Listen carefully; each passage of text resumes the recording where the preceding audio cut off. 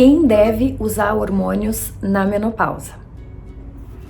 Olá meninas, eu sou a doutora Luciana Miele e hoje a gente vai conversar sobre terapia de reposição hormonal na menopausa. Então, primeiro de tudo, antes da gente falar sobre a reposição hormonal em si, vamos lembrar das contraindicações, que são 5 principais. Então, quem não pode usar a reposição hormonal? Quem tem uma contraindicação absoluta?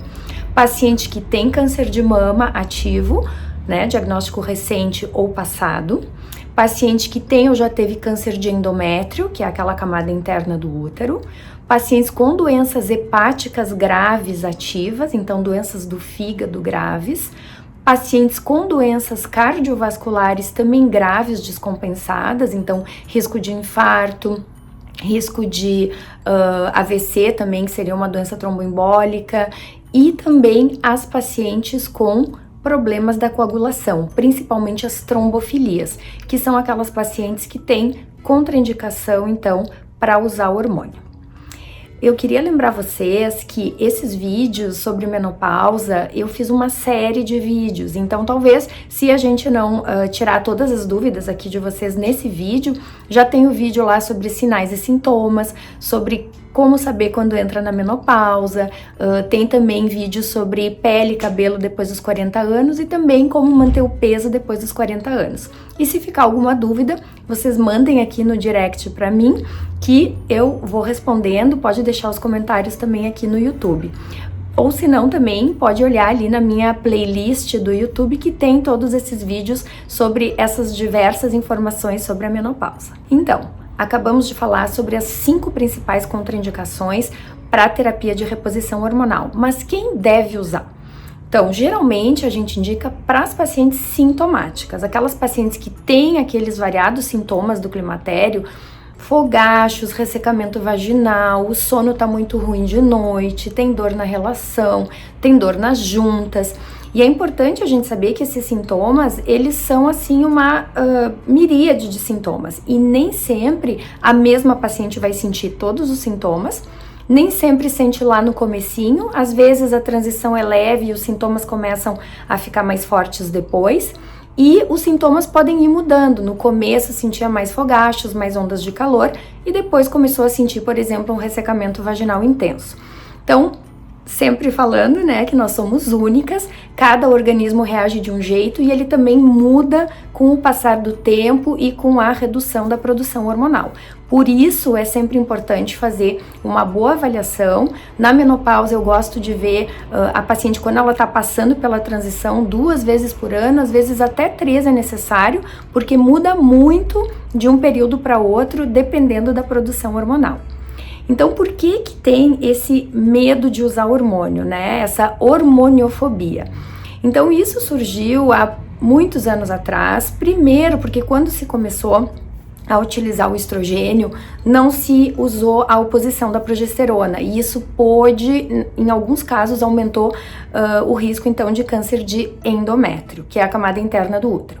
Hoje em dia já se sabe, paciente que tem útero vai usar estrogênio mais progesterona. Paciente que não tem útero pode usar só o estrogênio, porque realmente o risco está associado à proliferação do endométrio. E há mais ou menos uns 20 anos atrás surgiu um grande estudo aí na literatura médica que ele foi um pouco controverso e ele acabou assustando um pouco tanto a comunidade médica quanto os pacientes em relação ao uso da terapia hormonal. Porém, aquele estudo ele teve um grande viés, que a gente chama, quer dizer, ele selecionou as pacientes que já tinham um risco cardiovascular muito grande aumentado e esse risco aumentou. E essas pacientes, na verdade, se incluem hoje nessa contraindicação aí que eu falei para vocês, que é de risco cardiovascular aumentado. Então, hoje em dia tem opções bem seguras para o uso de reposição hormonal e o que a gente tem que sempre avaliar? Todas essas contraindicações, primeiro, vamos ver se a gente não tá, o paciente da gente não tá entre essas 5 contraindicações. Então, o câncer de mama, de endométrio, doença hepática ativa, as trombofilias, né, a coagulação do sangue aumentada e a doença cardíaca grave. Não estando dentro desses 5 nãos, né, então a gente vai avaliar se essa paciente precisa de reposição hormonal, se ela tem necessidade se ela tem sintomas. Então eu sempre falo para as minhas pacientes, não é todo mundo que precisa e não é todo mundo que pode. Então, gente, quanto mais informação a gente tem, melhor fica para a gente escolher qual é o tratamento que vai ser melhor para a gente. E também conhecendo o seu corpo, vendo os sintomas, anotando tudinho e levando ali para consulta no ginecologista. Então não precisa ter medo da terapia hormonal, ela é benéfica, ela é muito boa quando bem indicada e quando bem feita. Sempre dá uma olhadinha aí nos sintomas, analisa o seu corpo, quais são as mudanças.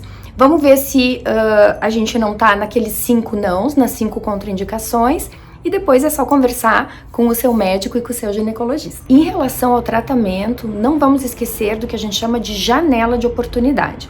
A janela de oportunidade é o período que o ginecologista tem para entrar com a reposição hormonal. A gente sabe que tem um período que é entre 5 e 10 anos da data que a paciente entrou na menopausa, principalmente os 5 primeiros anos, é quando a paciente vai se beneficiar mais, tanto em termos de sintomas, né, quanto de prevenção e benefícios cardiovasculares também. Então não esqueçam, não adianta passar também muito tempo para depois começar a terapia de reposição hormonal. E em relação aos sintomas de atrofia vaginal, tem estudos mostrando que os primeiros 3 anos são bem importantes, tanto para tratamento com a reposição hormonal, quanto para novas tecnologias como o laser, por exemplo. Funciona melhor o tratamento nesses primeiros 3 anos. Então, vamos ficar atentos aos sintomas. E assim como os sintomas, eles são muito variáveis e depende de paciente para paciente também do período que ela está na menopausa, o tratamento também, ele é muito individualizado. Não é igual para todo mundo, né, gente? Não é receita de bolo. Então, a gente tem que avaliar. Existem vários tipos de combinações hormonais que vão incluir estrogênio e progesterona principalmente, e em alguns casos o uso da testosterona.